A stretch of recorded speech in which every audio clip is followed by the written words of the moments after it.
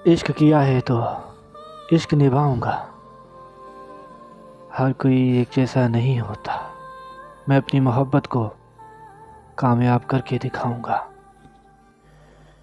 तुम ये सोच ज़रूर सकती हो कि तुम्हें मैं छोड़ दूंगा, मगर ऐसा कभी नहीं होगा। वो जो मेरी मोहब्बत है वो हमेशा सोचों में रहती है। वो किसी और की शायद होना चाहती है, मगर कभी कभी लगता है कि वो मुझसे भी मोहब्बत करती है, मेरी भी होना चाहती है।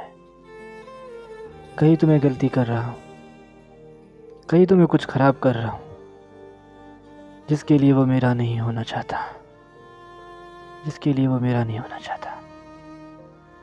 ए रब, ए मेरे खुदा, ए मेरे अल्लाह, अगर मेरी कोई गलती है तो मुझे बता दे, मेरे ख्वाब में ही सही, ताकि मैं अपनी गलती को सुलझा सकूं।